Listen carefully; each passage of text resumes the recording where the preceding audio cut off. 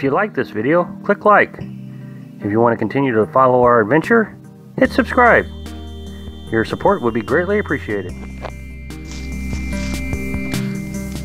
Hello, Miles on the Road subscribers and followers. Well, I've been told recently, several times actually, that I need to get out more so I can cure my introvertness. That I need to get away from the national forests and actually start living in areas that are more populated. Because obviously, introverts have a problem. And I've covered this topic many times, and no matter how I approach it, it seems as though people reply back, even though I have specifically said there's nothing wrong with an introvert, and there are studies after studies that prove it, people seem to think there is a problem with being an introvert. That it's just wrong, that there's something wrong with you. And I've really gotten to notice this because we're here in Missouri, and we're taking care of Carolyn's daughter, who is a wonderful social butterfly. She loves people. I mean, you can see it in her face when she meets somebody new. She'll walk up to a total stranger and say, "I love your shoes." To me, that is just so foreign. And so it keeps coming back to all these topics where people think that introverts, there's just something wrong with them. So this is the first time I will have made a video where I've actually done research on the topic, because usually these videos are about my personal experiences living in a pop-up camper and things we've learned, things in trial and error, and all these things, my personal life. That's what all these videos are about. But I can't seem to convince people that there's nothing wrong with introverts. And after you watch this video, you may want to go to Google and actually look this stuff up. It's fascinating information. But I'm going to start out with extroverts. So when an extrovert sees a human face, they get excited and they get lit up. They're just like, "Hi!" And a brand new face. They love it. And so they think that introverts should do the same.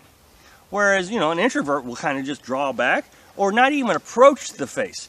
And the reason is when they do studies, they put people in a machine, I don't know what kind of machine, some sort of brain scanning machine, and they would show the picture of a face and a flower.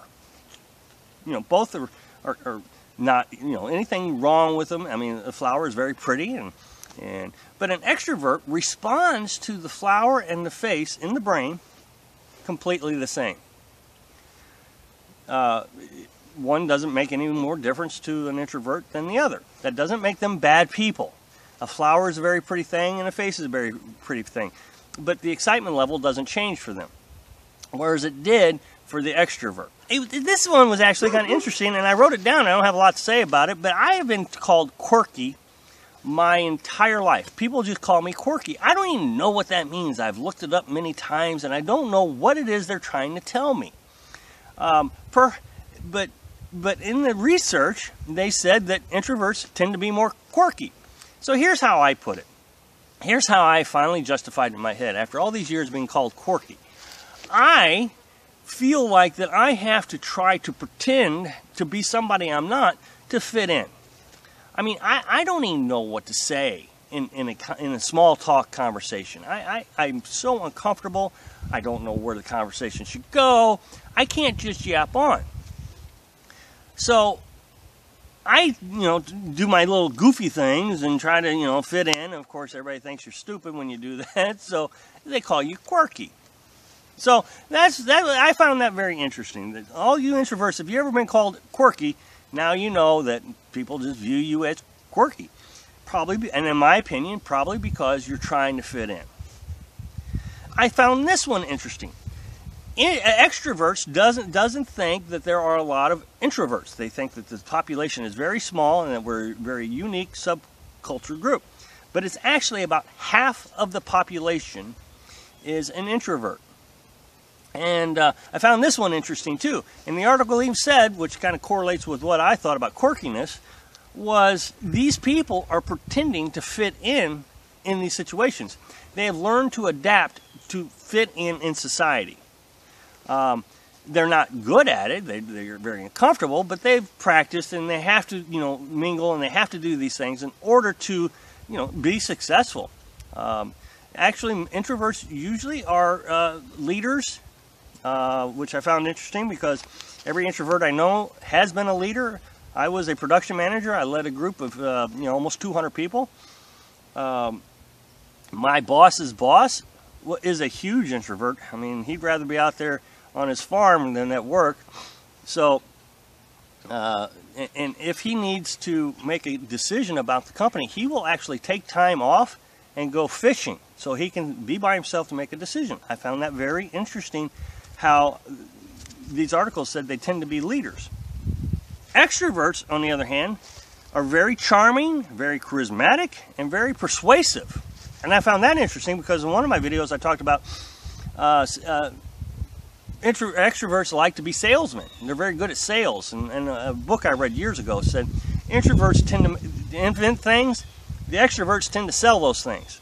So again, actual scientific information that suggests that extroverts are programmed in their brain to be social. So another thing I read was introverts have more gray matter in the prefrontal cortex. I guess that's right up here, I don't know. But that area of the brain is responsible for thought and creativity. And I found that very interesting because if you've ever had a chance to watch an artist do their thing, they become so engrossed in what they're doing that they lose the world around them. They don't even realize it exists. But the other thing is some other introverts that they called out was Einstein was an introvert. Well, think about that. That's all he did was sit around and think. Gandhi was an introvert. J.K. Rowling is an author, is an introvert. So, you know, these people who have done some interesting things in life were all introverts. So I hope that kind of clears things up, that I don't have a condition that needs cured. I don't need to go stay at a state park with 200 people so I can cure myself as an introvert. Now, just the other day someone said that I should take the time to stop and talk to people when Carolyn and I are taking our walks, because I can improve my social skills. Look, this isn't like, you know, I've lived out this way my entire life. I haven't. I've been a very productive member of society. You know, as I just said, I worked for an organization where I led 200 people. Well, 100 people in one shop, 100 people in another shop. That way it doesn't get, there's no misinformation. You know, I ran my own company. I had to go to companies as a consultant and meet new people all the time. I had to do these things, but people will even tell me, boy, you act so much different at work than you do at home.